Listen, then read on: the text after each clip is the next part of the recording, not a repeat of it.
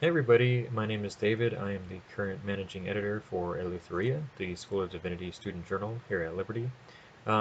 This is the first of a few videos that I hope to include in all the training modules as well as some of the tools and action items. Um, these are just quick videos. I'm trying to make them, a few minutes long, not to be anything that you'll have to sit down and listen to for a long time, but just to introduce you to the topics and kind of give you a overview of what each module and element is all about. So this is the first uh, training introduction. I'm gonna go over the website really quickly, and then I'm gonna go over the aims of the journal, what I hope to accomplish. So um, first is the website. If you haven't gone to it already, then I suggest you check it out. Just kind of look, scroll through here, see what we've already published, the type of material that we have, and the quality of that material, and what we expect from future submissions that we will accept. I have increased the size just so you can see. So if it looks a little obtuse or strange, then it's just because I've increased the font size and the graphics. Also, quickly, if you have visited the website before, especially people who have been reviewers for a while now, or who were in the past or have been to the website in the past, you might have to click Control F5, hold Control or Command if you're on a Mac, and press F5. That will perform a hard refresh. Otherwise, graphics and things like that will be a little strange and mixed together, just because we updated the banner and then the website design in general. The first thing is the main page. This main page lists out the mission, the volumes that we had published already, and then this is really cool. This is a little map that shows where people have downloaded and how many papers have been downloaded, which papers, and uh, you know, in, in a certain range of time, so on and so forth. It's a pretty cool thing to check out, and it's kind of cool to see what your readership will be if you do decide to publish, or if you accept a submission where the audience will be that will be looking at what you've accepted. So this is the main page. We'll also look really quickly on the About section. Um, just, you don't have to, um, spend the entire time looking through. Just know where the content is and what it's about. This will help you contextualize, what you'll be a part of. Mainly, I want you to focus on the areas of specialization. So, depending on what you have sent me in the as a response to the email, or however I contacted you for becoming a reviewer, I listed out areas that you might be able to review for. So I have people who are a lot more philosophical and theologically oriented. I have people who are a lot more dealing with New Testament, Old Testament, scripture, hermeneutics, things like that. And then people who have a lot more applied practice, church and mission, leadership, missiology, all of these sorts of subgenres.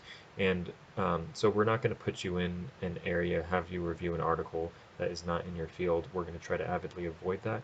And if obviously that just somehow slips through the cracks, of course you can refuse to a review. But yeah, this is a really cool area to look at, just to kind of see what are the neighboring um, disciplines that you're going to be working with, and you might get a submission for. Also important to note, the editorial board. So you'll have me, you'll have these other associate editors. You'll see who's above you in terms of who's going to delegate, assign you the submission. So we have TJ here for theology and philosophy. We have Shireen for the scripture and interpretation area, and we have Aaron for the church and mission area. Also good to note is the faculty advisory board. Um, you all know these names; they're pretty well known, well loved. Um, so these are going to be our advisory board. If you have any, pressing question, if we have any pressing questions as associate editors, we will be contacting them, and they will also be the final people who will um, determine if a volume should be published. So policies, likewise, you can scroll through here. This is important for seeing the types of people who would be submitting and certain legalities, policies, things like that. Um, Here's the review process. We'll go into more of this as you look through the tools, and then the submission guidelines. This is important for you to kind of gauge what is the type of paper that we are going to be accepting, and I'll be using these criteria to do my preliminary screenings when people initially submit papers. But it'll be good for you to kind of see what are we looking for generally. You don't need to worry about this too much. Like I said, I'll be doing that screening, but just to get you kind of situated. Um, and then again, call for papers, look through that. This is probably the most important link, and it might sometimes get missed, but because it's a little bit darker. But this is the submit article section. This is where, if you know somebody who would like to submit, or if you'd like to submit, this is the button you'd like to be pressing. And it'll be linked in several places, so you'll have multiple ways to access this, but this will be the main website link. Okay, so that's the main website. Here I'll go over the aims of the journal. So these are, in development. I'll continue to keep refining what we've added to the Canvas shell. But just really quickly, I wanted to kind of orient you to the culture and values and what I hope to accomplish with this journal and what I hope you'd like to be a part of. So the first thing is, well, I guess the first thing is the pronunciation. Some people pronounce, the journal title Eleutheria. I got that from the Logos Bible software pronunciation. It's also been pronounced Eleutheria um, or Eleutheria. It really it depends on the etymology. I think it has an Attic origin. Um, it might sound different if you're using Koine as your syllabic system. I'm not quite sure. That's not my field of study. Feel free to critique me or tell me how it actually sounds. Um, the first thing I wanted to go over was how this advances the kingdom. So the first thing that I wanted to um, have you understand as a culture of the journal is we're in it to advance the kingdom in some way. And one of the ways is, bringing heaven to earth by uh, inculcating these sorts of values that we have for God. One of the saddest things for me as somebody who's very interested in apologetics is I see the greatest two commandments. Jesus says, first, love the Lord your God with all your heart, mind, soul, strength, spirit. Um, it's interesting how we a lot of times leave out the mind, um, and especially in local churches.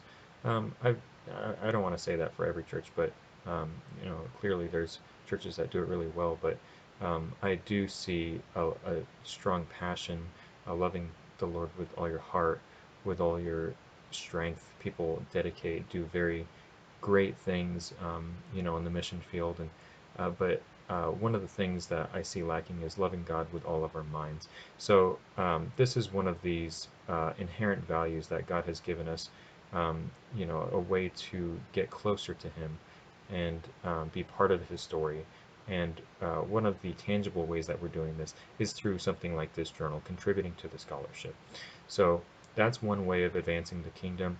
Another way is through what we hope to do for um, uh, getting closer to orthodoxy, orthopraxy, orthopathy. These are just different ways that we're practically applying what we're trying to do with a journal. So refining our understanding with philosophy, theology, scriptural interpretation, refining our programs and practices in missions, leadership, church growth, spiritual formation, all of these things that were listed out in the various areas of specialization, and refining our academic passions and intellectual virtues. So um, these include humility, wisdom. The fear of the Lord is the beginning of wisdom. Um, to have humility is fear of the Lord. Um, Being open, being curious, cultivating our courage in in coming to terms and coming down on a decision on what is theologically or philosophically correct. These are all virtues that I hope to cultivate as we progress and help students cultivate as they submit. So these are just, that's the first section. The second section is discussing how I hope this journal will be mutually beneficial.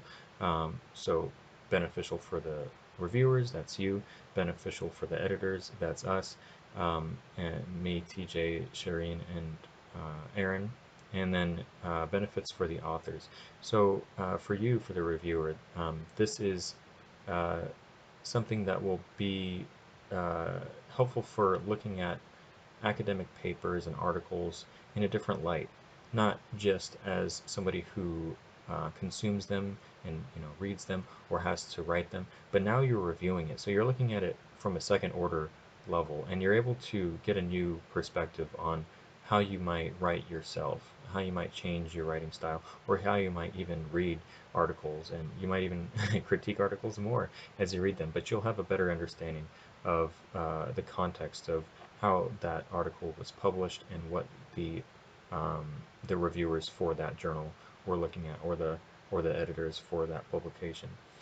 Um, Also, you'll have more exposure to the literature in your field. Obviously, there's just, an obscene amount of information now, just unbelievable amounts, and you'll very likely get a submission that you'll have to review in which you don't have a total understanding, or at least the very specific areas of the literature that it's talking about. And so you will have an opportunity to look at that literature and see if it's being used correctly. And you will cultivate your own understanding while you're reviewing. Also, this is something obviously to add to your CV. I highly recommend that. If you need a recommendation, come to me and just let me know. Hey, I have so on and so forth. This sort of job or opportunity. Would you be my recommendation? I'd love to do that. If you show that you're a good reviewer, then yeah, I'll write you a letter or anything you need. Also, very important, you'll have access to other reviewers, not during the review process, but outside of that.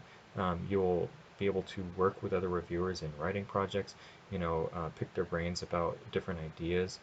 Um, this is just a great opportunity to meet with some of the people who you'll see as you progress in your field, and especially if you're in closely related fields.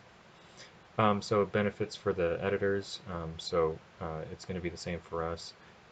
Everything that was listed here, as well as some administrative and publishing experience.